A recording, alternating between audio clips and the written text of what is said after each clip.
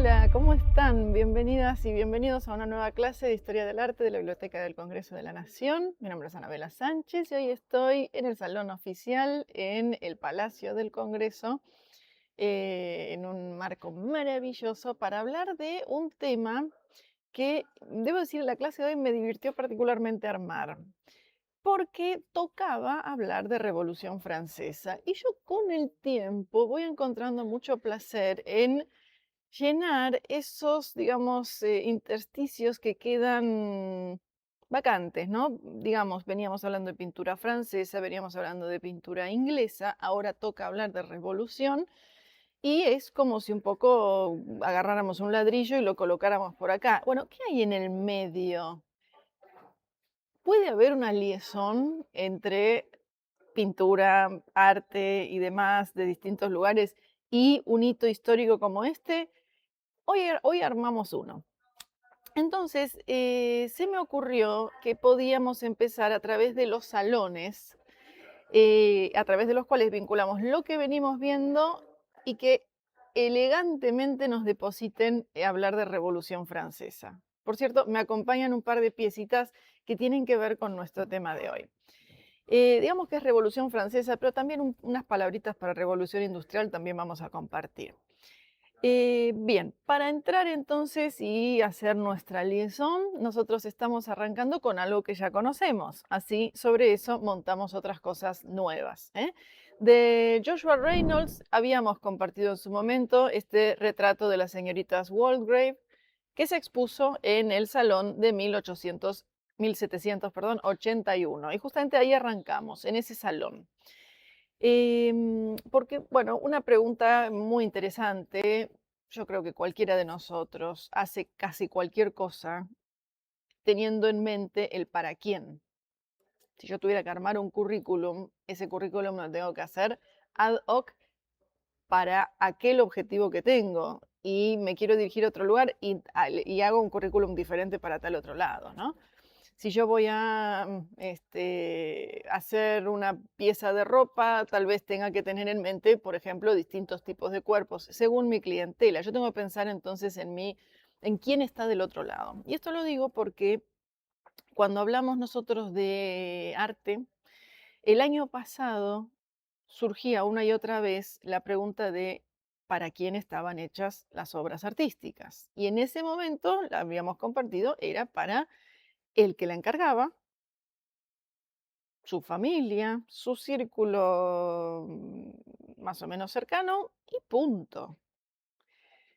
Excepciones son las obras eclesiásticas, que las veía toda la gente que iba a la iglesia. Pero cuando estamos ya hablando del siglo XVIII, y algunos indicios en el XVII hemos tenido, va a ir empezando a aparecer esta noción de público. Y como decíamos en otras oportunidades, si hay público, hay privado. Esto es lo que está empezando a surgir entonces en el siglo XVIII. Eh, entonces, en el salón de la Royal Academy de 1781, Reynolds expone este cuadro, que ya lo conocemos. Gainsborough, otro artista que también conocemos, expone el retrato de la reina Charlotte. Me voy a acercar para reconocer el estilo de este artistazo. Si ustedes tienen la gracia o desgracia de ver la serie Bridgerton y sus derivados, esta es la reina Charlotte de la cual se habla, con su perrito.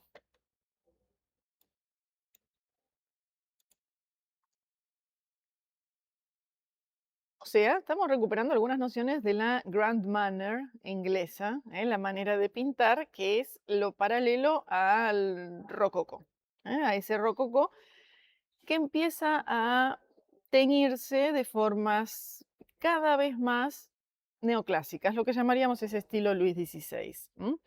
En el mismo salón, entonces, de 1781, justamente el chiste de esta primera parte de la clase va a ser tomar dos salones, el de 1781 en Inglaterra y el de 1787 en Francia, y con ellos vamos a poder hablar de un montón de cosas para no seguirnos solamente a las formas artísticas, sino a qué está pasando. Joseph Wright de Derby pinta en ese momento, expone en ese momento este retrato de Sir Brooke Boothby, que está, fíjense, alejado del mundanal ruido y siguiendo a Rousseau literalmente, o casi literalmente, siguiendo las palabras, ¿no? Porque se trajo un libro de Rousseau. Este hombre se aleja entonces de la corrupción que significa la civilización y está buscando un reencuentro a través de la naturaleza. Buen camino. ¿M? En lugar entonces de transitar esa naturaleza tan pasada a través de la mano humana, como hemos visto, por ejemplo, en el caso de los jardines franceses, eh, Rousseau, el filósofo Rousseau, nos proponía un encuentro con una naturaleza más agreste y está bueno que ya aparezca desde acá, porque esto va a seguir apareciendo, ¿eh? Cuando hablemos de romanticismo, volveremos a hablar de este tema. Em, Esta obra me permite entonces hablar de Rousseau, pero también me permite hablar un poquito de este artista, Joseph Wright de Derby, que es un poquito el más claro representante de la revolución industrial que está ocurriendo en el siglo XVIII en Inglaterra a la vez. Miren qué hermosa obra, con preciosos contraluces. Joseph Wright de Derby está pintando un filósofo que da una lección sobre un planetario de mesa. Básicamente está haciendo una demostración, ¿eh? Está haciendo una comparación entre cómo funciona, explicando cómo es el funcionamiento de las órbitas planetarias en esto tangible que yo tengo acá, que es un planetario de mesa. Está queriendo ceñirse a los hechos, trasladando elementos tangibles, haciendo una comprobación. Y el artista entonces representa esta situación en donde evidentemente hay una llama que hace las veces de sol y que ilumina en una habitación muy oscurecida toda la escena, creando luces y contraluces. Hermoso.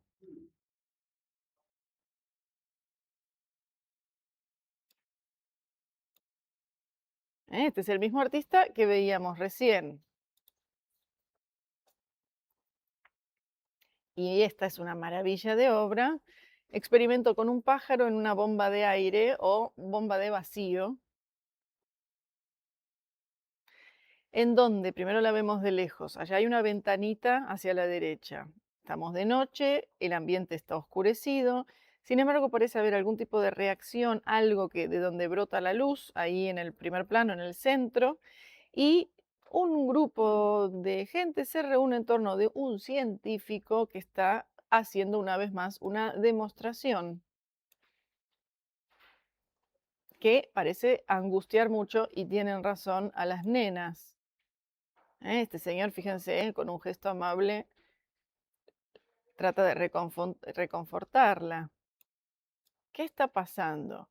Bueno, están haciendo la demostración de que si a un ser vivo se le quita el aire, no puede vivir. Y esto es lo que están mostrando aquí con el ejemplo de esta pobrecita cacatúa, que estará agitada. El señor explica el funcionamiento entonces de esta bomba. Este papá le dice a las nenas, bueno, pero es por una buena causa. Este señor cavila, tal vez sobre la vida, la muerte. Y nosotros, a su vez, miren, acá hay una parejita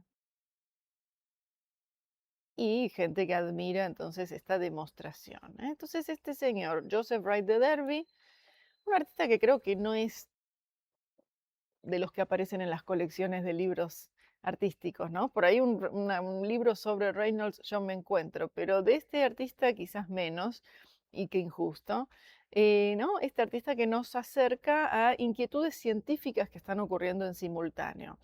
Es el momento este también de deslizar cómo la teoría de los humores, la querida teoría de los humores, poquito a poco va cayendo en desuso y que esto va a permitir un desarrollo de la salud, de la observación de la salud,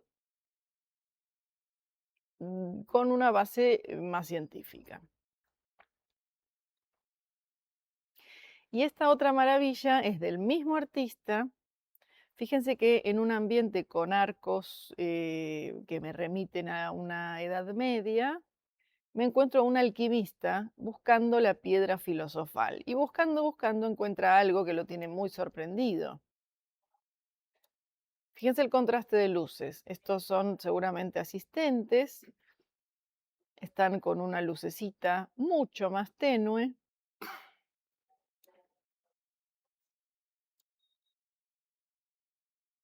Y este hombre ha, no sé cómo decirlo de manera más científica, mi cabeza no funciona de esa manera, pero ha hervido y evaporado una buena cantidad de orina, aislando entonces el fósforo. Y está en el momento de quedarse sorprendido ante el descubrimiento de la fosforescencia, por eso la luz que tiene el cuadro.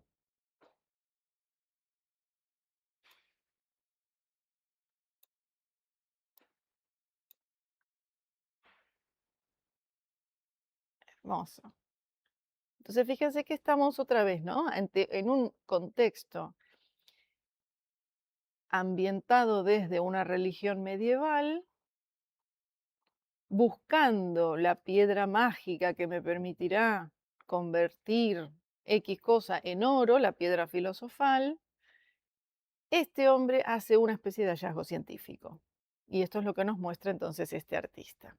Entonces, fíjense, desde la muestra de 1871 vamos sacando tirando de hilitos. Por un lado, Reynolds, así recordamos su existencia, nos va a venir bien dentro de un momento. Gainsborough, a quien ya conocemos. Hemos agregado a Joseph Wright, quien expone en ese momento a este señor que se fue al bosque, pero nos permite a su vez conocer de obras como esta y las inquietudes en torno de la revolución industrial.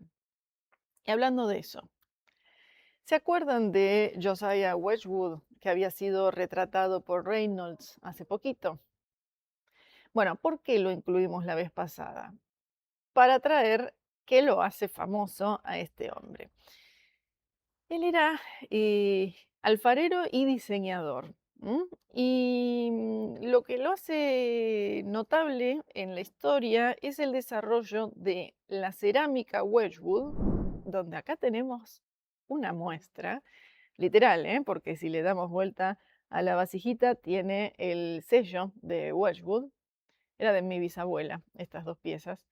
Em, y este tipo de vasijas, como esta que ustedes ven acá, esto es un salero.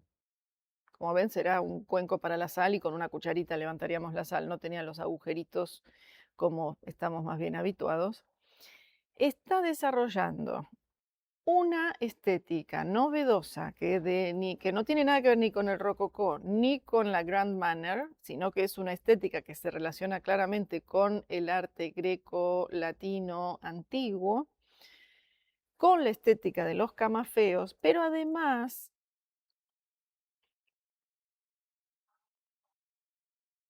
digamos que con una cierta escala industrial.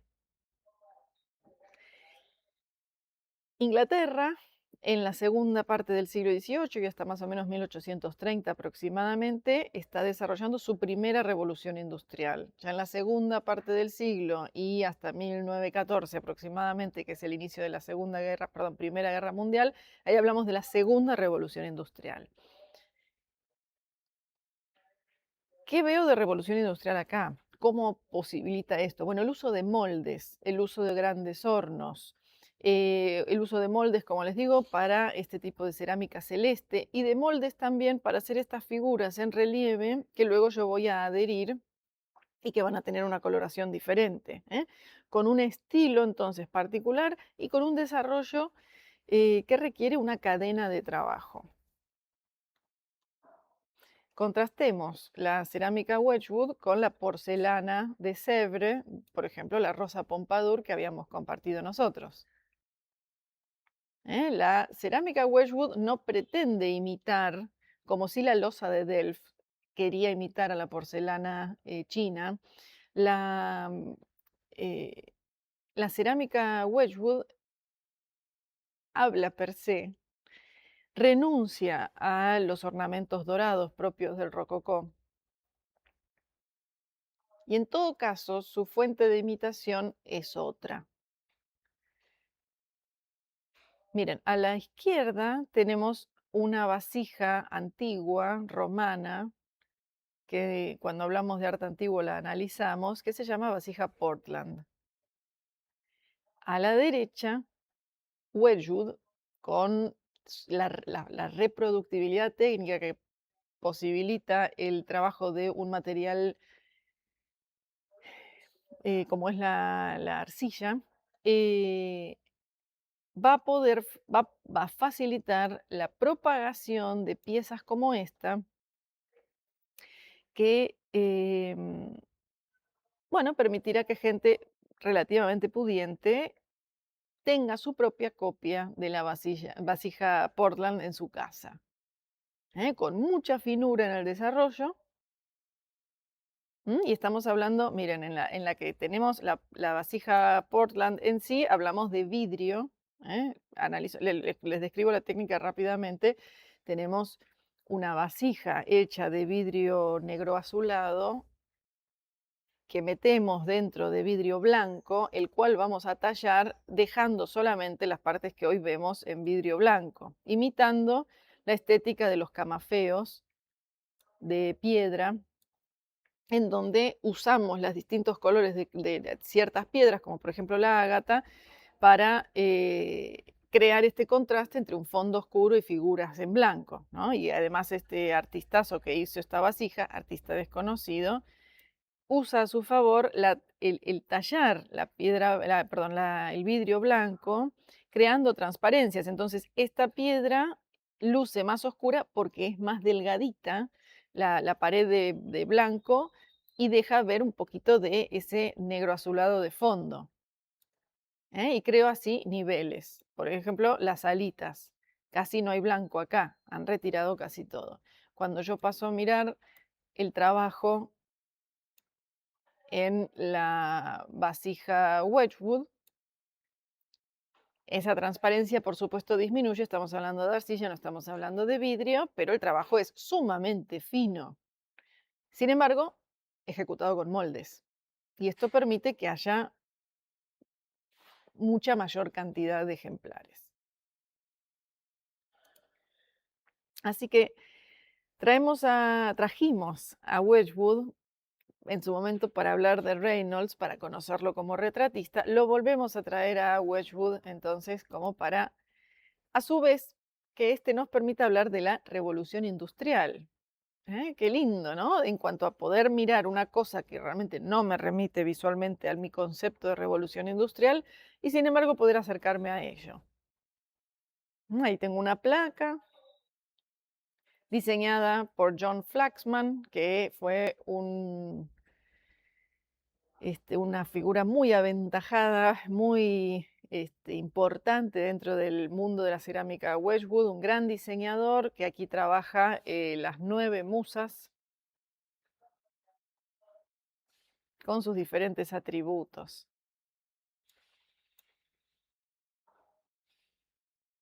¿Cuál será mi favorita? Tal vez esta que tiene la cabeza sobre la mano. Urania, la musa de la astronomía. Acá tengo, creo que sería Thalía, la de la comedia. Y otras más, alguna de la música. Esta tal vez esté danzando. Acá también hay una con música, voy a decir. Bueno. John Flaxman entonces entra en nuestras vidas hermosamente. Miren, acá 4 musas y Apolo, que es el dios de digamos, rodeado por las musas. Acá vuelve a aparecer Urania.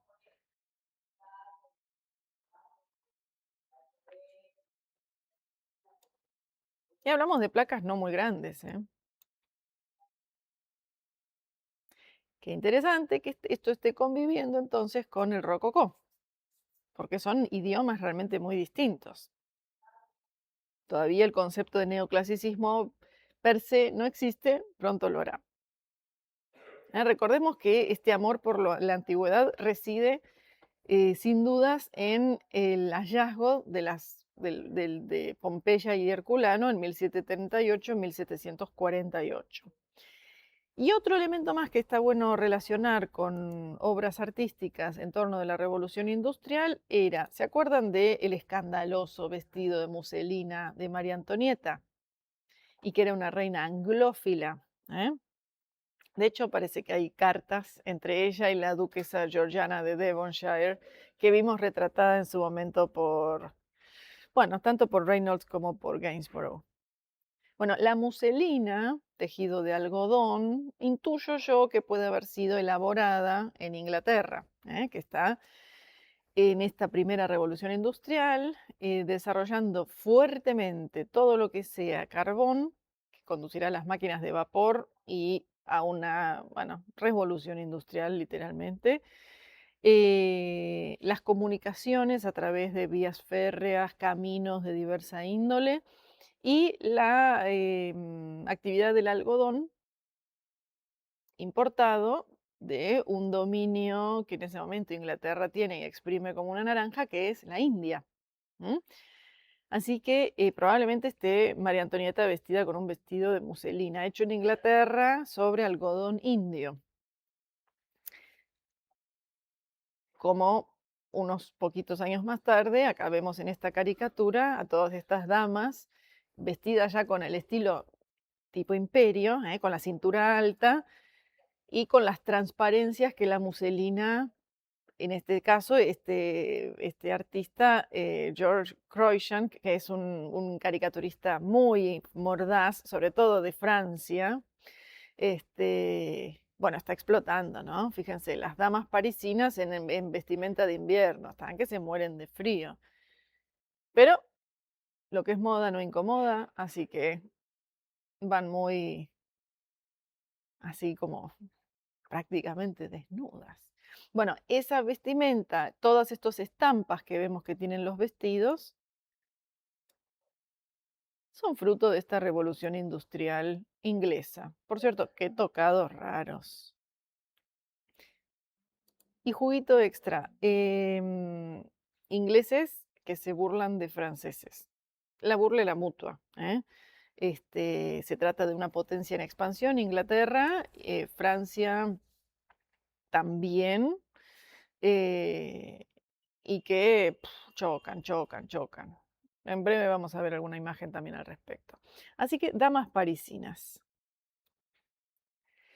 Y Reynolds vuelve para mostrarnos a la familia de George Clive y una criada india. Parece ser, faltaría algún paper que nos lo confirme, que la obra originalmente fue un cuadro que vamos a llevarlo más para allá. Habría sido algo más así, las tres mujeres, con la nenita, el futuro de la familia, en el medio.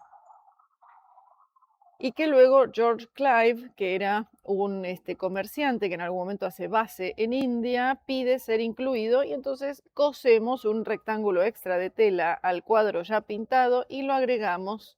Y por eso ese descentrado, esa composición tal vez inusual.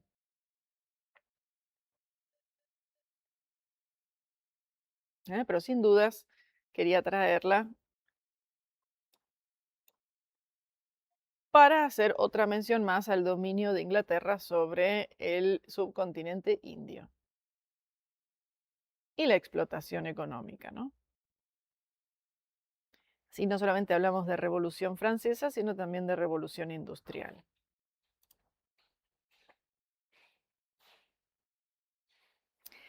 Bien, vuelvo al mismo salón, 1781.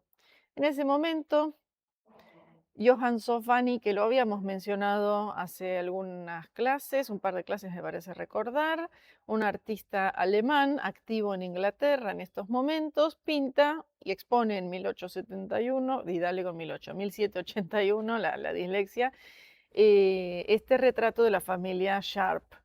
Un retrato que por supuesto es una composición porque tienen todos subidos arriba de cosas y demás. Parece que era una familia con una fuerte inclinación musical.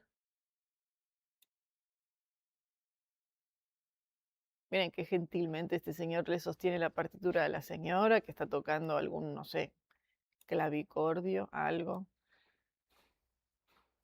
No me, más bien traigo el cuadro porque se expuso en ese año, gatito, se expuso en ese año, pero sobre todo porque nos permite traer a nuestras vidas de nuevo a Sofani, que ahí me acuerdo porque lo mencionamos, porque había pintado un retrato colectivo de los académicos de la Royal Academy, en donde recordarán ustedes que faltaba Gainsborough porque se había peleado con Reynolds. Bien, Sofani expone este cuadro y a mí me sirve como excusa para traer otros cuadros que nos vienen también muy bien para nuestra semblanza de época. Y la cuestión del coleccionismo artístico y del dominio inglés, además, sobre el coleccionismo artístico puntualmente italiano. Inglaterra está, y con razón, engolosinada con Italia. En este caso vemos la colección de Charles Townley, con otros caballeros en su colección de esculturas. Esculturas, calcos. Miren, acá hay un emperador cómodo. Acá tengo un discóbolo, una palas Atenea, una chica jugando a las tabas. Este no lo puedo reconocer tan fácil. Esta es una chica, no me acuerdo cuál, como Flora. Esta obra está en el British Museum, en la sala de la Enlightenment, la época justamente del 18. Tienen un salón enorme con un acopio muy grande de material, un poco a la manera del acopio que estamos viendo acá. ¿Eh? Una ninfa que quiere sacarse de encima un sátiro, alguna Venus en un pedestal y un montón de bustos escultóricos de distintas épocas. Lucio Vero y más. ¿Eh? En una habitación probablemente hecha ad hoc para eso, digo por la iluminación cenital, y estos caballeros que están poquito a poco distinguiendo qué van a coleccionar, porque en el siglo anterior yo colecciono todo lo que me gusta. Y pueden ser cosas de la naturaleza, como bien pueden ser cosas, no sé, piezas de la escultura antigua y también un Bernini y también lo que mejor me parezca.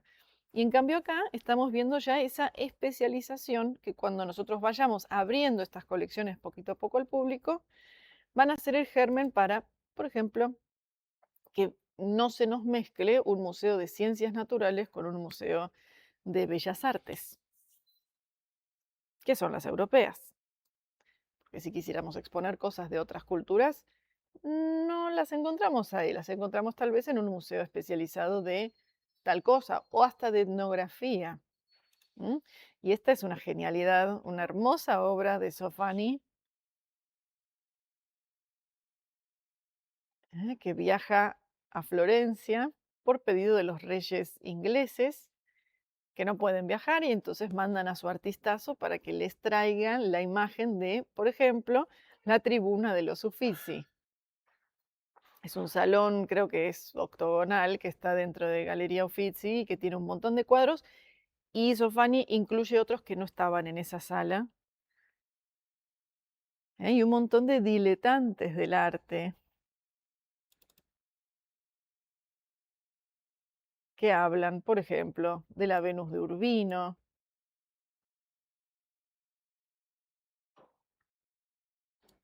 Tiziano. Este señor es muy importante, ¿no? Por su emblema. Los pugilistas,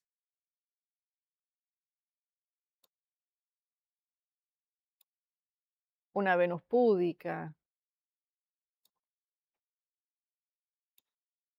Acá tengo seguramente un Rafael o un derivado de Rafael.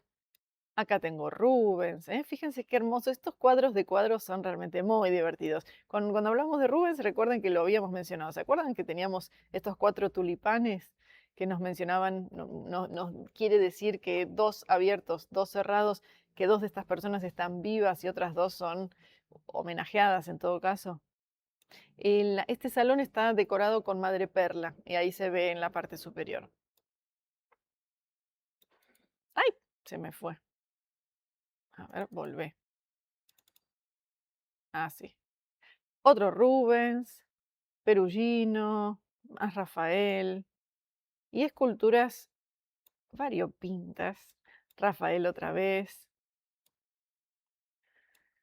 Correggio es este, ¿saben qué? Se me confunde.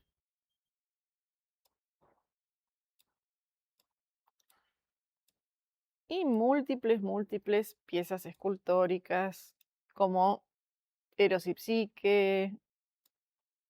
Y abajo, fíjense, otras piezas no tan grecolatinas, como la quimera etrusca, una escultura de estas cúbicas egipcias, búcaros etruscos también.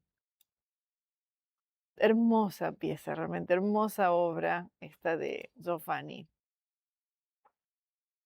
Así que los salones nos están permitiendo enumerar y hablar de revolución industrial, de coleccionismo.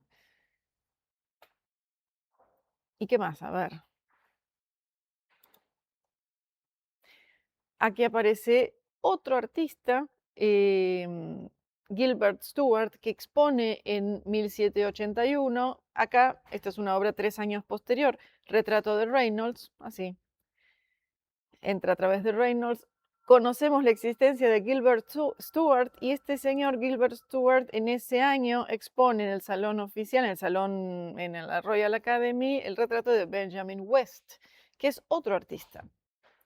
Ambos son norteamericanos, pero trabajan en el grueso de su carrera en Inglaterra. ¿Qué nos permitirán desgranar?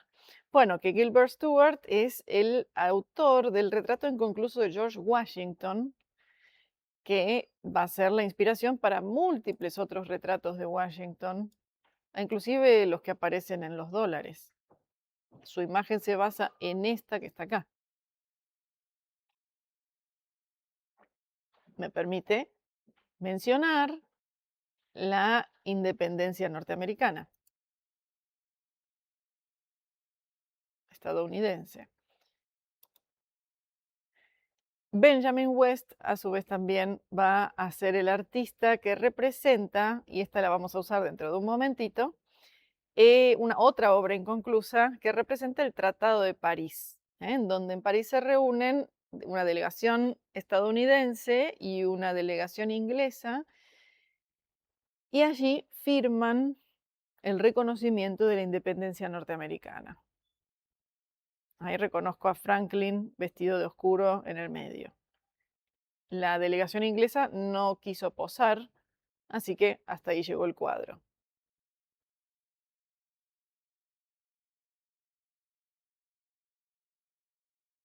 Supongo que no querría posar porque sería reconocer la pérdida entonces de las colonias, que después se llamarían estadounidenses. Y un último artista de esta exposición, 1781, que hoy aparezca y le sacamos jugo dentro de un par de clases, el suizo Fuseli, que acá retrata la muerte de Dido, la reina de Cartago y amante de Eneas, el que eventualmente fundará en el Lacio el germen de lo que después será la ciudad de Roma. Tal vez sea una imagen un tanto chocante por esa frontalidad, por ese elemento tan rectilíneo, y que choque está bueno. Porque Fuseli un poco no es neoclásico, no es Grand Manner, no es rococó, es el germen del romanticismo. Así que está bueno que aparezca y que notemos la superposición de tantas capas, en donde varias estéticas aparecen a la vez. Pasa que tenemos que hablar de una primero y de otra después, pero están ocurriendo en simultáneo. Bueno, 1781. En 1781, y con esto hacemos la liaison hacia Francia, se expone en el Salón del Louvre, en el salón donde Francia da a conocer las mejores obras de sus mejores artistas. Louis Boisseau está exponiendo este retrato de María Antonieta, este busto en mármol. Me voy a acercar, así lo apreciamos. Y recuperamos algunas nociones, ¿no? Un matrimonio de María Antonieta y Luis XVI que no es consumado hasta 7 años después del matrimonio, que por lo tanto esta reina no está dándole hijos a Francia, que para eso hemos casado a Francia con Austria, que era un enemigo acérrimo y que lo volverá a hacer. Y una reina finalmente fuertemente antipática para los franceses, que probablemente no haya gastado más que lo que gastó la monarquía durante Luis XV o durante Luis XIV, pero sí podríamos llegar a pensar que el horno está menos para bollos durante el periodo Luis XVI, que caen malas cosechas y se toma una serie de malas decisiones. Y ahí nos vamos a ir poquito a poco volcando. Así que hemos vuelto a Francia, mismo año que en Inglaterra. 6 añitos después, vámonos al salón entonces de 1787. Hace poco encontré esta imagen de pura casualidad. Y siempre que hay estas imágenes así de exposiciones, me pongo a mirar a ver qué cuadros reconozco. Y entonces armé esta torpe superposición en donde les pongo estos 5 imágenes que me van a permitir hablar de cosas pertinentes, como recién que le sacábamos jugo a algún artista para hablar de otra cosa.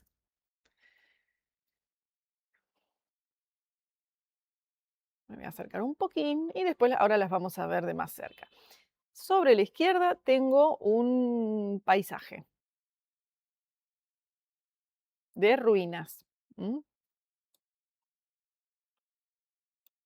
Acá tengo una obra que seguro que conozco y que ahora vamos a ver y que va a aparecer 50 veces en nuestra clase de hoy, que es el retrato de Elisabeth Vigée-Lebrun, que está pintando a María Antonieta y sus hijos. Una rival de Vigée-Lebrun va a pintar a su vez a Madame Adelaida, una de las hijas de Luis XV, una de las Mesdames Tante, que son las tías de Luis XVI. Y ahora también vamos a ver ese retrato. Nos va a permitir hablar de alguna otra cosa. Abajo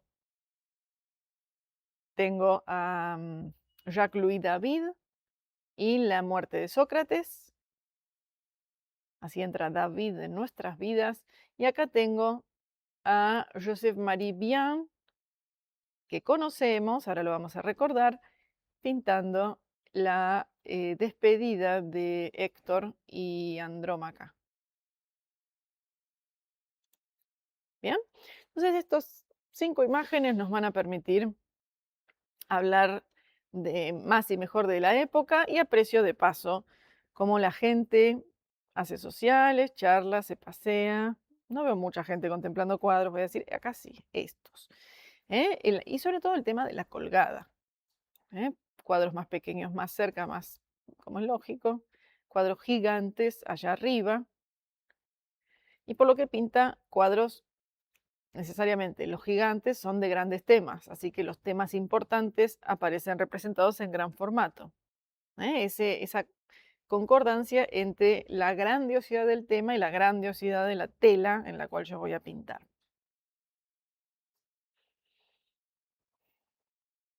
Bien, entonces, estoy en 1787, 6 añitos después. Por cierto, es interesante saber que el Salón de la Royal Academy es paralelo, o sea, se celebraban en el mismo año el de la Royal Academy y el de el Louvre, el salón oficial francés. Ahí tengo entonces el de Elisabeth Vigée-Lebrun. Recordemos, María Antonieta tiene por fin familia, tiene hijos, nace una nena, la mayor Madame Royal va a ser así más nombrada. Ahí aparece como muy devota de su mamá. Este es el del delfín, que está mostrándonos una cuna vacía porque la cuarta hija, Sophie, ha muerto, así que la cuna está vacía. Y un otro bebé varón, que me interesa mucho, está sentado sobre el regazo de su mamá. El delfín es, por supuesto, el príncipe heredero. Y parece que Villiers Lebrun expone este cuadro medio temblando de miedo porque ya ha pasado por la situación escandalosa del vestido de muselina y podría caer mal. Fue un éxito el cuadro, nadie se quejó sonoramente, está bien, entonces el papel maternal para María Antonieta levantó un poco la imagen que había de ella. Em, Junto a este teníamos el retrato de Adelaida Laville-Guiard, que es una rival de Villiers-Lebrun, que nos muestra a Madame Adelaide de Francia. Voy a acercar un poco, así observamos esta manera de pintar con estas enormes pelucas y tocados y mucho lujo y cintas, pero la forma de pintar empieza a alejarse de ese lenguaje que era más pictórico que yo tenía en el rococó. Parece cuasi fotográfico. Es más lo que veremos cuando hablemos de neoclasicismo. Ella parece asociada a ciertos reyes, que no llego a reconocer cuáles son, debo decir.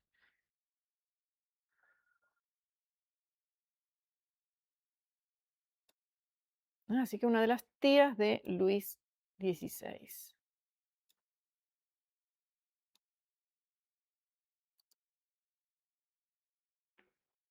La verdad que ambas son hermosas competidoras, si tuvieran que competir.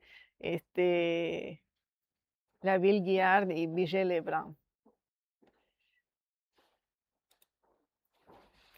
Y traje, la mencioné a ella porque debemos a ella y a su pincel el retrato de un señor, un tal Maximilien Robespierre. Acá nos sonríe mucho. Debe ser muy simpático.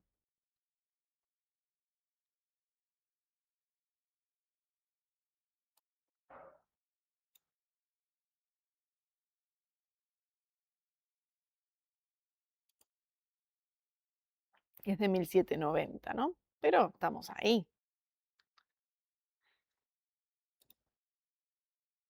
De Joseph Marie Bien, la despedida de Héctor y Andrómaca, que antes de ver la despedida recordemos de dónde nos suena Joseph Marie Bien. ¿Se acuerdan que habíamos visto cuando tocábamos la cuestión de Fragonard, cómo Madame du Barry le encarga a Fragonard unas obras con la temática amorosa que corresponde a su época y ella le rechaza los cuadros y le encarga a otro artista, Joseph Marie Bien, el desarrollo de obras entonces con esa temática? Bueno, habíamos visto esta, en donde él se basa explícitamente en la pintura antigua romana hallada en Stabia de la vendedora de cupidos, que acá está pintada con esa pincelada ágil propia de alguna pintura romana, pero que Joseph Marie Bien está pintando aquí como de manera otra vez con mucho apego al dibujo. Y si no fuera por esa cuota de idealización, otra vez diría que casi fotográficamente.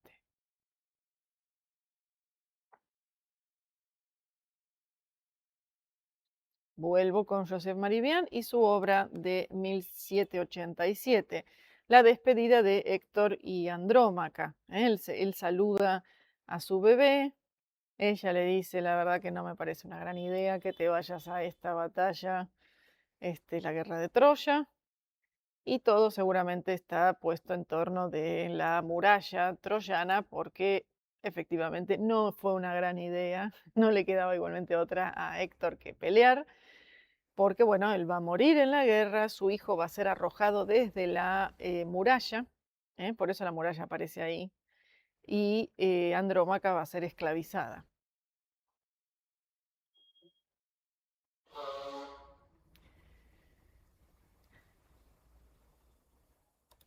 Bien. Y nos quedaba pendiente 2 cuadros de los 5 destacados del Salón de 1787. Jacques-Louis David así entra en nuestras vidas, pinta la muerte de Sócrates, que debe beber cicuta porque ha obrado de manera impiadosa.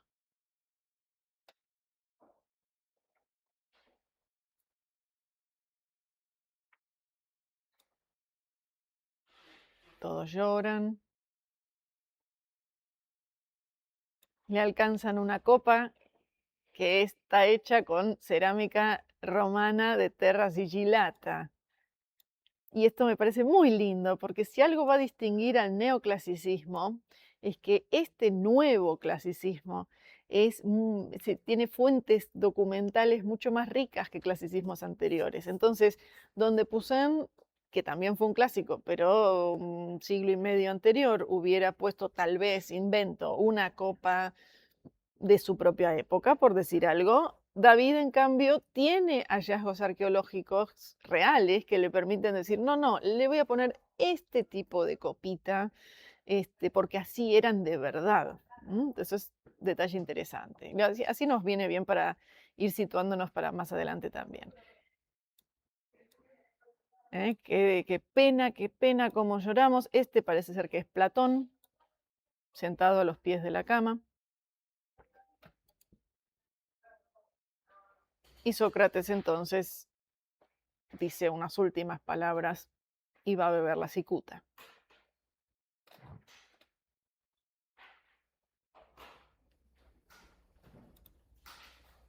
Y nos quedaba, por último, este paisaje de Hubert Robert, que nos representa el interior del templo de Diana en Nîmes, en donde la gente deambula por las ruinas de lo antiguo. Y que vuelva a aparecer y que se asiente, dejémosla macerarse, la palabra ruina. Nos va a venir bien para dentro de unas clases. Pero que se vea que ya hay inquietudes que ya vienen ocurriendo antes. Porque la ruina es algo propio del periodo romántico. Gentecilla que deambula adentro de una ruina. A veces la ruina va a ser de un edificio real y otras veces va a ser un edificio completamente inventado. Bien, y ahora que hemos hablado de todo el jugo que le hemos sacado al salón ahora de 1787, vuelvo a traer a mi memoria el retrato del grupo norteamericano en el Tratado de París, obra inconclusa de Benjamin West, para ahora sí entrar a hablar de Revolución Francesa. Y digamos que Francia colabora activamente con dinero y con tropas para perjudicar a Inglaterra, ayudando a Estados Unidos. Y vamos a agregar ahora en detrimento de sí misma, porque lo que yo les doy a ellos no me está quedando para el pueblo, que cuando atraviese un par de malos inviernos muy crudos, en cuanto se tome un par de muy malas decisiones que encarezcan la comida de manera sideral. Digo lo de los inviernos, porque los inviernos son húmedos. La humedad ha ido, digamos, atentado contra la calidad de la comida que yo podría llegar a tener almacenada. Pasarán cosas. Bien, Luis XVI, monarca ilustrado, quiere tomar medidas beneficiosas para su pueblo. Probablemente mal aconsejado, probablemente por torpeza, por lo que fuere, además de la colaboración, ¿no es cierto?, con Estados Unidos, toma medidas que encarecen todo. Y llegamos a una situación de riesgo tal que tenemos que llamar a los Estados Generales en 1789, y ahí nos vamos a detener un momento en este magnífico cuadro que nos muestra, miren qué sonoro que es todo esto, qué próximo, ¿no? La apertura de sesiones de la Asamblea General el 5 de mayo de 1789. Vamos con esto. Vamos a convocar a los 3 estados a establecer ordenémonos de nuevo, reunámonos. ¿Qué son los 3 estados? Voy con una imagen y ahora vuelvo para acá. Aquí tenemos una linda caricatura que nos va a ilustrar hermosamente quiénes son los 3 estados de Francia. Vos tenías que pertenecer a uno de estos 3. Si eras varón, voy a agregar, ¿no? Pero bueno. La aristocracia, el clero y todo lo demás. Vayan imaginándose proporcionalmente cuánta gente formaba parte de la aristocracia, del clero y de todo lo demás, que es el pueblo en sí. Y sepamos que en general la aristocracia y el clero tienen su parentesco. Muchos miembros que vienen de familias muy pudientes se han dedicado al clero.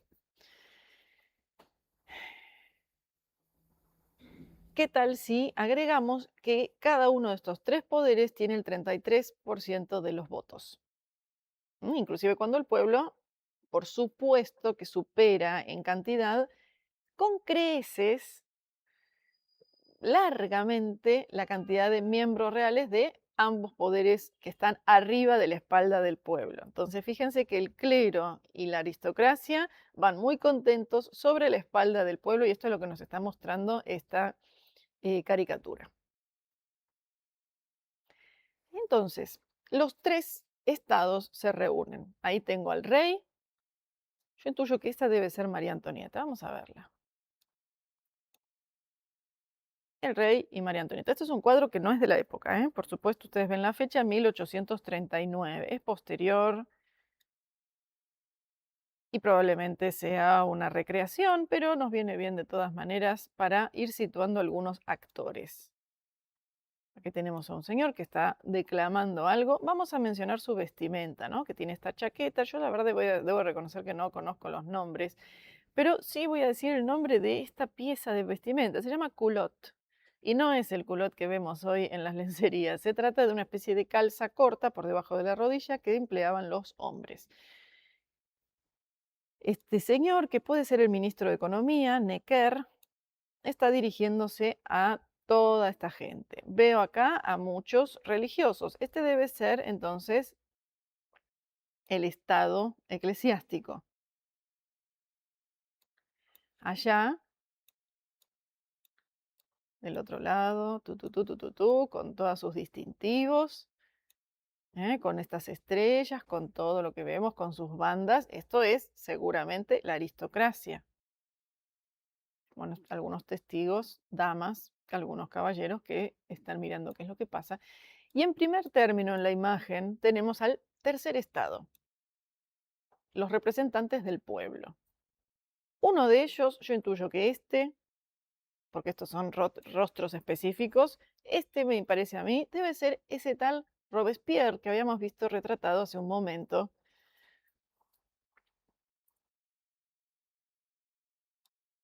Me encantan los peinados, realmente me encantan estos peinados, con estos que no tienen la coleta, este no tiene peluca directamente, este tiene la coletita doblada, pareciera que Robespierre tuviera la coleta dentro de una bolsita, el peinado in bolsa. Y acá tengo algún miembro eclesiástico. Bueno, esto es interesantísimo entonces. Tengo esta reunión. Iban a celebrarse una serie de reuniones. El problema es que en simultáneo el delfín, el chiquitín que veíamos hace un momento, nos muestra la cuna vacía, está muy enfermo. Lo tengo acá. A ver, tucu, tucu, tucu. Este nene está pronto a morir.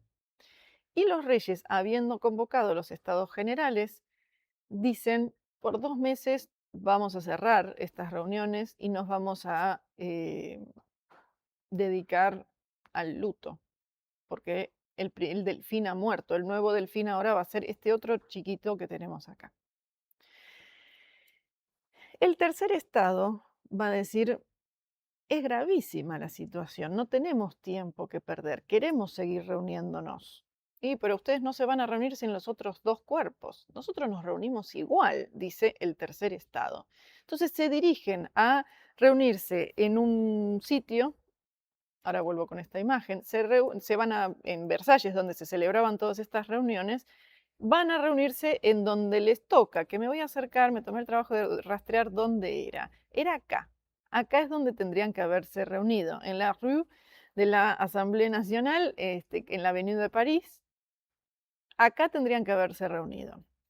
El rey ordena que este edificio se cierre para que no se reúna un solo estado. Tienen que reunirse los tres y espérennos que se termine nuestro duelo. En el salón de menú plaisir, los menudos placeres, los pequeños placeres se llamaba el salón donde se tenían que reunir. Lo encuentran cerrado, se van entonces a otro sitio, déjenme que lo encuentre. Acá.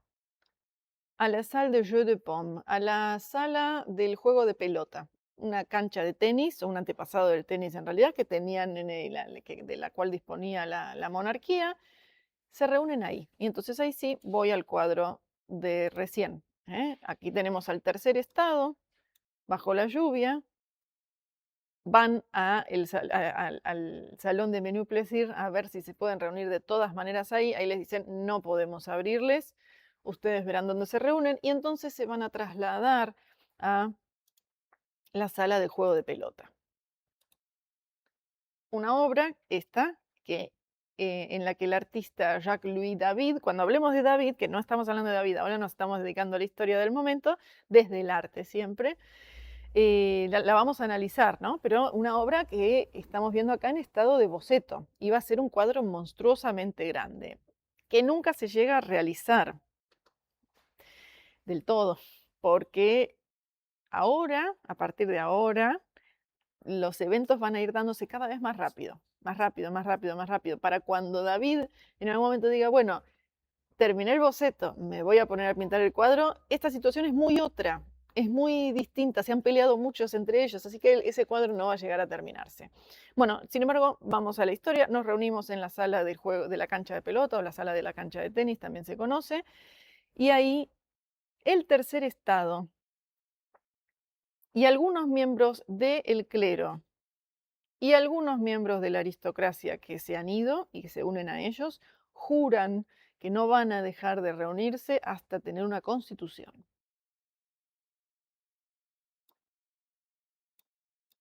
Este señor parece, es el único, me hace mucha gracia su actitud, el único que, fíjense, no quiere votar. Me abstengo, no quiero, no quiero, no quiero, entonces está como todo así apretado. Miren, le agarraron un brazo tipo, extende tu mano y alzala también, no quiero. Pero todos los demás están bastante enardecidos. Claro que sí, voto con todo mi ser. No vamos a dejar de reunirnos hasta tener una constitución nacional. Y acá me tengo que ir un segundito porque las fechas son muy rápidas, la sucesión, ¿no es cierto?, de episodios. Déjenme ver. Pim. Esto ocurrió el 9 de julio, la reunión en la sala de pelota.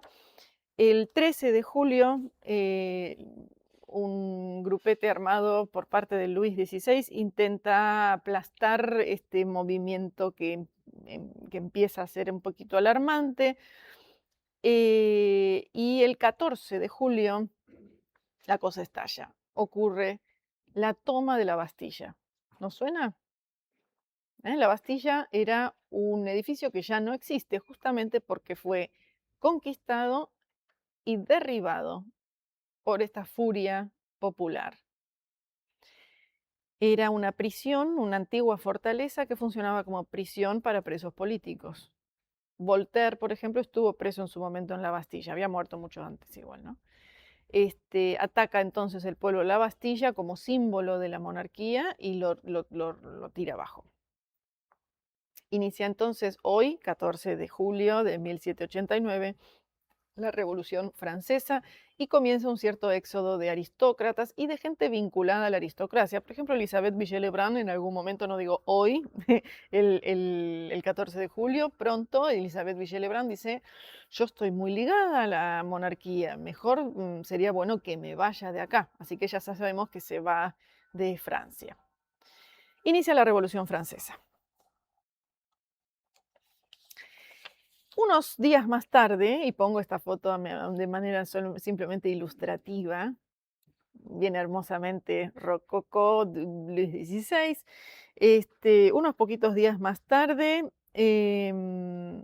vamos a tener el 1 de octubre una cena en Versalles que es interpretada como un encuentro contrarrevolucionario.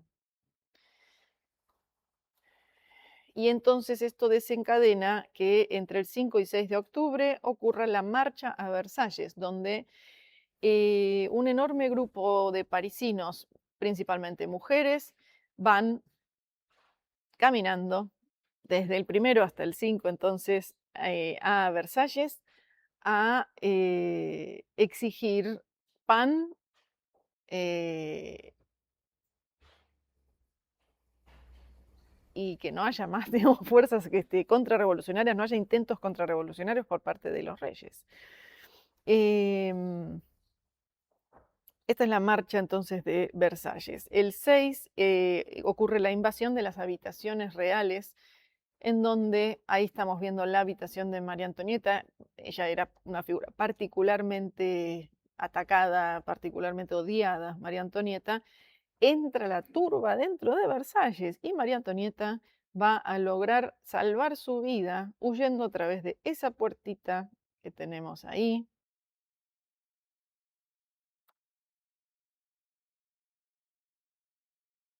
a las dependencias de adentro, hasta encontrarse con el rey,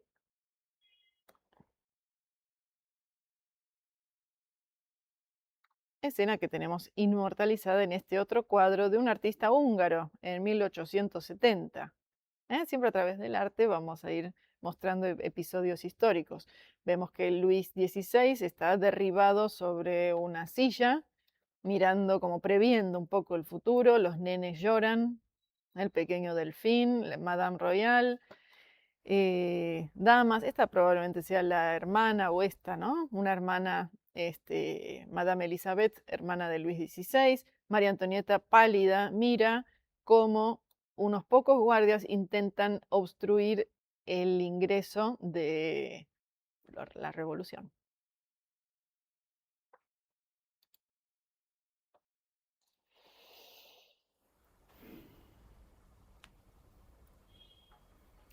Y aquí nos viene muy bien esto para detenernos un momentito. A ver si puedo acercar eso. Tenemos una linda cronología sencillona. Miren, nosotros teníamos monarquía absoluta hasta 1789, en donde esto no sirve más. Hagamos entonces otro tipo de monarquía, una monarquía constitucional, donde el poder de Luis XVI conviva con el de un consejo fuertemente integrado por este tercer estado. ¿Qué pasa? Que en 1792 va a ocurrir algo que va a desencadenar la comprensión de que no es posible tener una monarquía constitucional en ese momento. Y entonces voy a tener lo que llamaremos, grosso modo, la Primera República, pero que en realidad consistió en un montón de formas de gobierno que funcionaron hasta que fallaron, funcionaron hasta que fallaron, funcionaron brevemente, fueron muy frágiles, quiero decir, que son la convención, el directorio y el consulado. Hoy nos vamos a dirigir a hablar de la revolución y de la convención, o sea, la primera parte de la Primera República. Y la vez que viene retomamos hablando del directorio, consulado y hasta donde lleguemos, porque el imperio no sé. Dicho esto, lo que pasó que evidenció que no era posible tener una monarquía constitucional es que en algún momento, bueno, en esto, ahora que hemos llegado a las habitaciones y hemos acorralado a los reyes de Francia, los vamos a llevar de vuelta a París, al Palacio de las Tullerías, un palacio que hoy ya no existe más. Necesitamos tener a los reyes cerca. Queremos tener una monarquía constitucional. Vamos para acá mejor todavía para que no nos confundimos. Queremos una monarquía constitucional. Entonces, vieron que en su momento cuando hablamos de Luis XIV dijimos que Luis XIV busca alejarse de París, alejarse de estar rodeado del pueblo, quizás para elevar su figura. Ahora el pueblo le dice, vos venís con nosotros. ¿Qué es eso de estar ahí lejos, jugando a la granja, haciendo cosas estrambóticas que hemos venido viendo nosotros, ¿no? Vos venís a París. Quedate en el Palacio de las Tullerías, rodeado y vigilado por todos nosotros. Y así tenemos una monarquía constitucional. El tema es la posibilidad de que, vamos para la imagen anterior,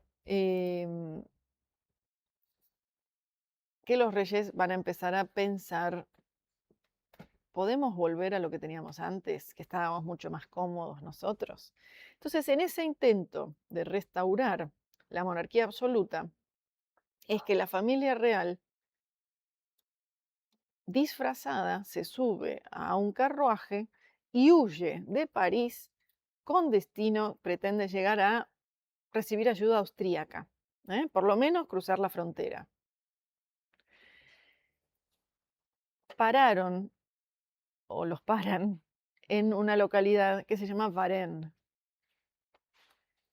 Y ahí todo se vino al tacho. Porque en Varennes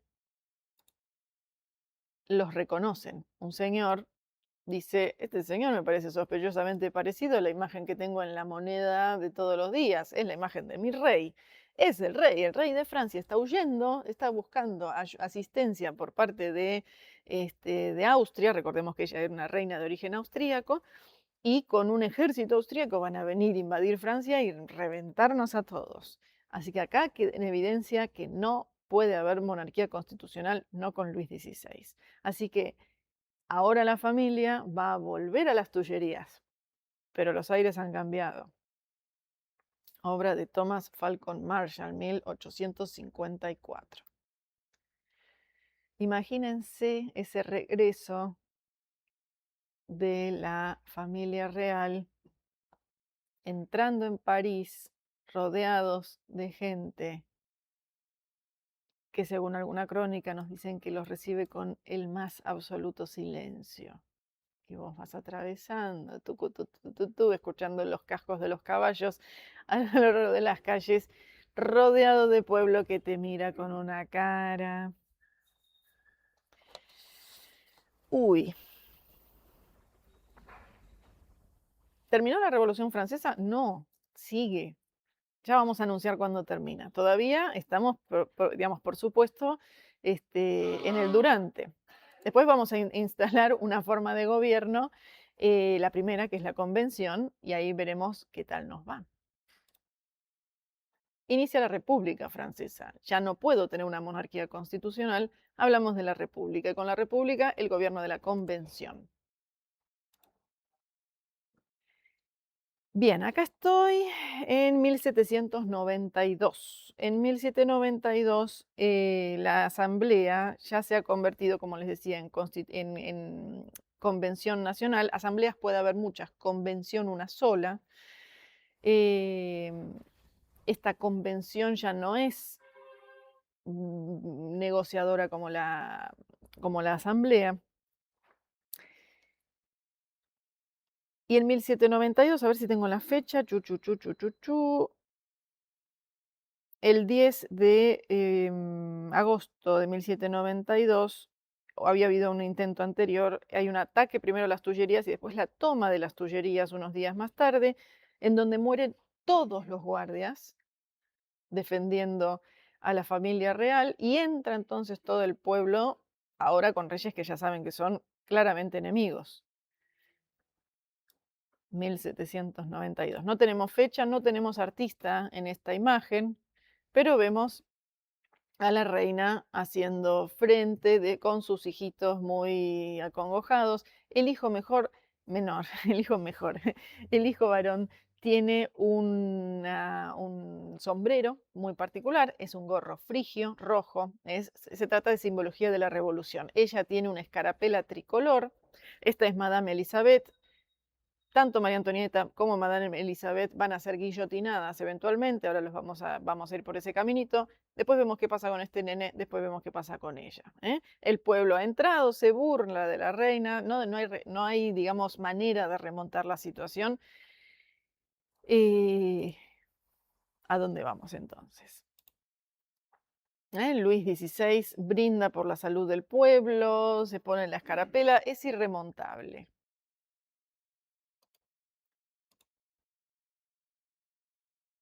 Hablemos del gobierno de la Convención.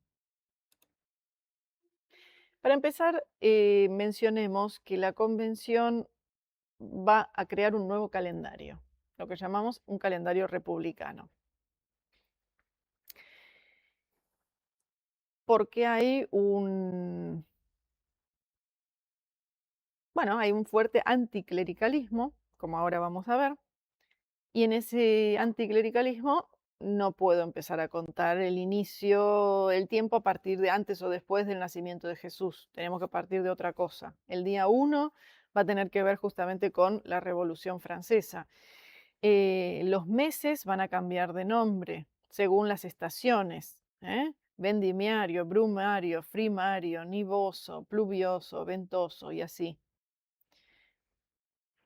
Esta figurita que tengo acá, esta imagen con el gorro frigio, es el gorro que representa a la libertad.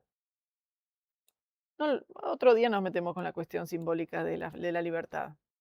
El gorro correcto sería otro. Así que cambiamos la manera de contar el tiempo.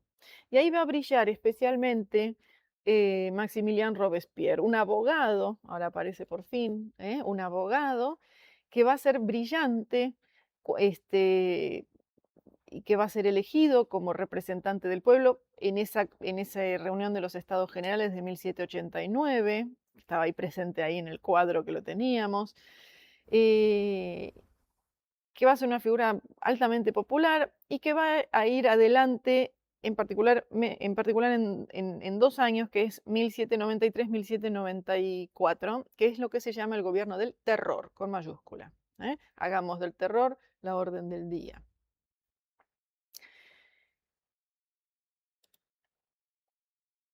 Otra figura muy importante del momento fue Georges Danton, que acá lo tenemos representado por otra vez un artista anónimo.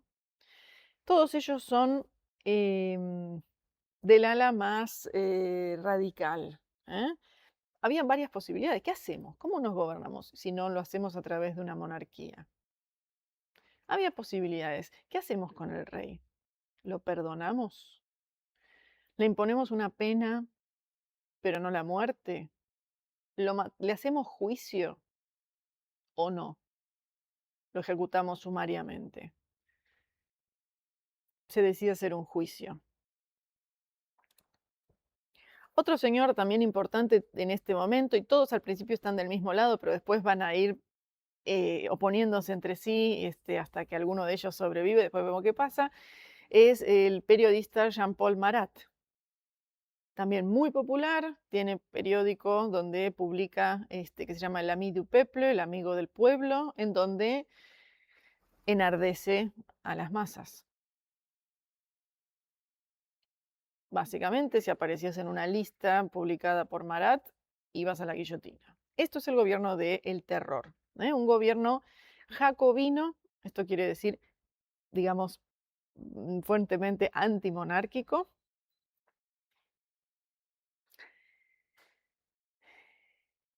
Muy sangriento. Jacobino también Jacques-Louis David, que acá se está autorretratando de manera bastante benigna. Cuando hablemos de David, compartiremos, un poco se le nota la asimetría en la cara, que algo le pasa en la cara, tal vez fruto, oye, de alguna herida, tal vez fruto de la salud, pero acá parece un señor bastante bonito. artista entonces que se pone al servicio de la revolución, amigo de Marat, amigo también de Robespierre.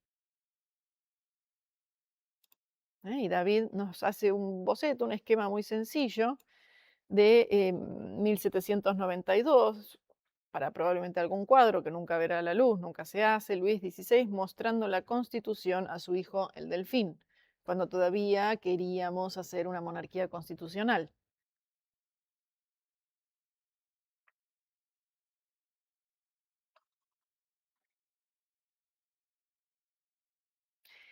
Los que teníamos con el gorro frigio recién insultando a María Antonieta, que por cierto es divertido mirar desde qué punto se para cada artista de época posterior para representar esta oposición entre María Antonieta y el pueblo, ¿no? Si es con simpatía hacia María Antonieta o hacia el pueblo. En general es más simpatía hacia ella que hacia el pueblo. Es un conjunto de brutos y nada más. Em, Acá tengo un cuadro de ese momento de Louis Leopold Boilly que nos representa un sans-culotte. Vieron que hablábamos de los culottes recién, que eran este calzón corto por debajo de la rodilla que usaban los caballeros de cierta clase social hasta entonces. El sans-culotte que acá vemos es una denominación para los revolucionarios que dejan de lado esta vestimenta por tenerla como signo de aristocracia y en todo caso empiezan a usar estos pantalones largos a la manera de los que conocemos el día de hoy. Una vestimenta rayada también los va a distinguir, la escarapela tricolor, a veces el gorro frigio, en este caso no parece.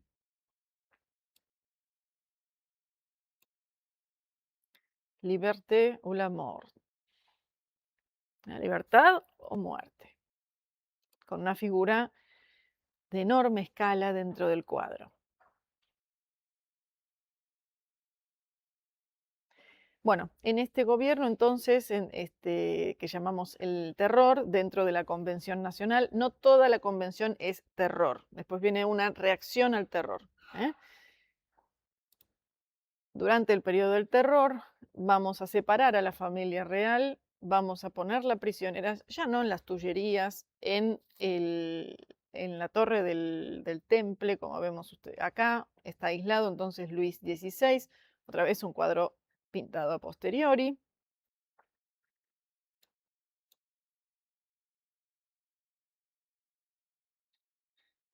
Y hemos decidido, le vamos a hacer juicio, vamos a hacer las cosas como deben ser hechas, porque otras naciones están mirando, por ejemplo, Austria está ahí diciendo, ¿qué vas a hacer con María Antonieta que viene de mi sangre? Inglaterra también está mirando qué va a pasar. Entonces, podrían atacar Francia, vamos a hacer las cosas como deben ser hechas, vamos a enjuiciar entonces a los reyes. Entonces, llevamos a juicio a Luis el Último, así se lo llamó, no queremos más Luises. Acá tenemos a Luis. Fíjense esta composición, qué notable, ¿no? Porque lo desplaza bien a un costado, abajo.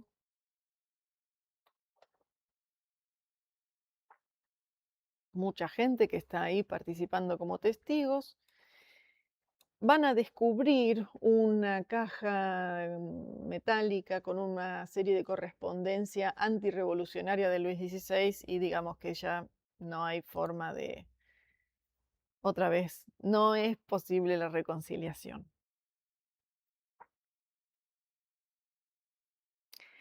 Para sorpresa de Luis XVI, un primo suyo de la Casa de Orleans, Luis Felipe, que está bueno que aparezca, va a votar en contra de Luis XVI, va a votar que sea ejecutado en la guillotina, cosa que ocurre en 1793.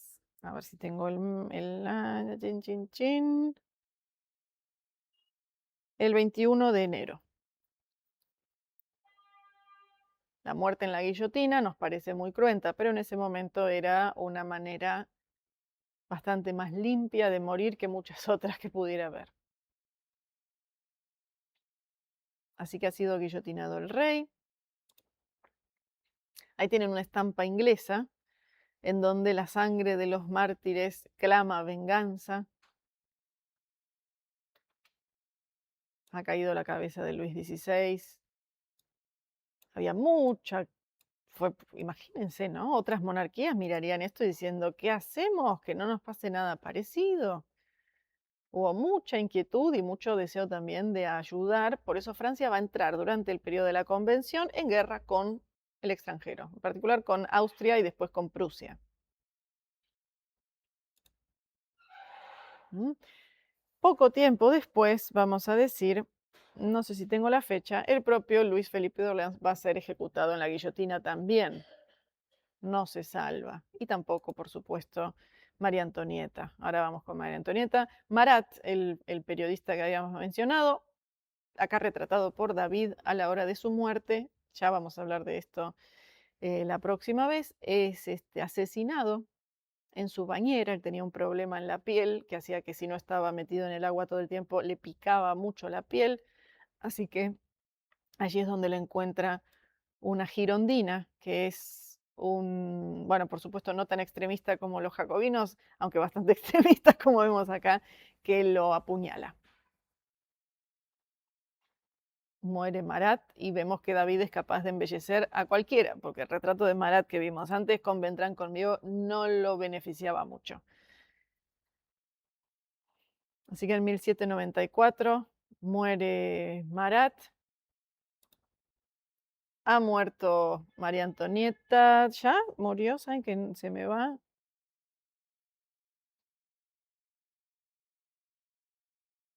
No importa, no, aparece, sí, en 1793, la menciono un poquito más adelante.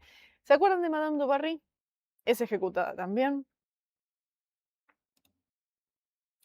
Fragonard, que elijo esta obra para representarlo, no es su autorretrato, pero es muy linda, em, se salva, por suerte. Y curiosamente se salva gracias a David, que era un fanático de digamos, de las ejecuciones, formaba parte a su manera del régimen del terror.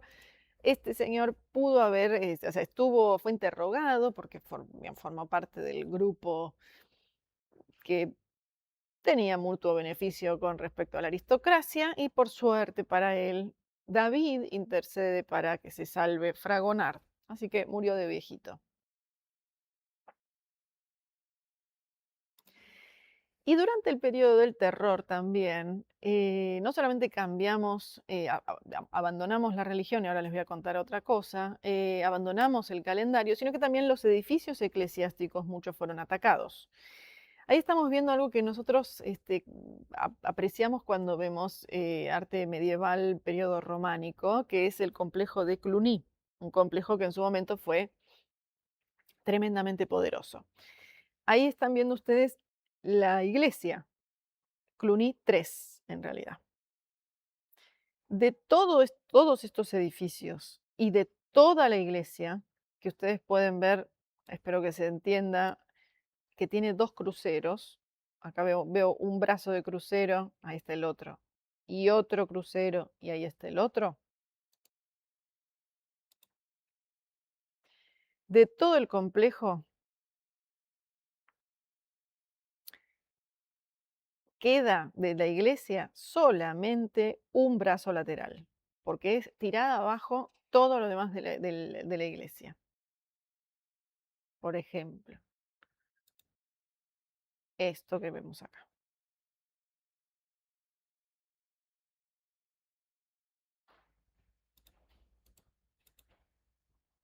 La catedral de Reims fue también atacada, saqueada, porque tiene una simbología muy importante. Es la catedral en donde ocurrían las coronaciones de los reyes desde tiempos muy remotos. Cuando nosotros al hablar de gótico hablamos de Reims, hacemos mención de cómo Reims tenía un laberinto en su pavimento que era para hacer una especie de peregrinación simbólica hacia Jerusalén, transitando de rodillas, que es un montón, es muy grande esto, parece chiquito, pero no lo es. Todo este laberinto como si estuviera en el acto sacrificial de irme caminando en peregrinación a Jerusalén. Eso no existe más porque fue destruido en la Revolución. ¿eh? Las figuras, por ejemplo, de la fachada también la pasaron bastante mal. En su momento, cuando hablamos de Reims, nos detuvimos un poco en estas maravillas, en los distintos gustos que se empiezan a apreciar durante el gótico.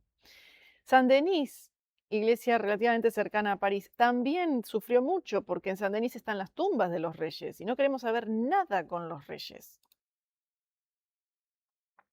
Ahí Hubert Dover, el que había pintado antes ese templo de Diana en Nîmes, acá nos pinta la irrupción en las criptas y el saqueo de las tumbas. Como vemos acá. Las tumbas de los reyes fueron saqueadas. Versalles asolado. Sus objetos vendidos. La Sainte-Chapelle fue utilizada, también atacada y utilizada como depósito. Y Notre Dame de París va a ser atacadísima. Y acá tenemos una curiosa imagen con la cual cerramos por hoy, que nos remite al cambio de la religión. Quizás pasar de pasar a un ateísmo absoluto era un cambio demasiado drástico, así que se desarrolló una religión medio particular llamada la Fiesta de la Razón, que después Robespierre va a reciclar en Fiesta del Ser Supremo, y que se celebró, en el caso de la Fiesta de la Razón, en la propia Notre Dame de París, que se ambientó para honrar a la filosofía, un poco imitando un antiguo rito, valga la redundancia, de la antigüedad. La vez que viene, nos va a venir bien entonces retomar acá, con esta imagen, con María Antonieta, el gran símbolo en un punto de la monarquía, en 1793, yendo ella misma también al cadalso, a su propia ejecución. Otra vez, observen cómo este artista en 1885 la muestra, ¿no es cierto?, muy erguida, muy, digamos, con su miedo y todo, pero con la cabeza erguida, yendo entre los abucheos del pueblo hacia su propia ejecución. Así que la vez que viene, partimos de acá. Partamos de la muerte de María Antonieta. ¿Qué pasa con el terror? ¿Qué pasa con el resto de la convención? Y nos lanzamos al periodo directorio. ¿Cuándo aparece Napoleón? La vez que viene. Nos reencontramos.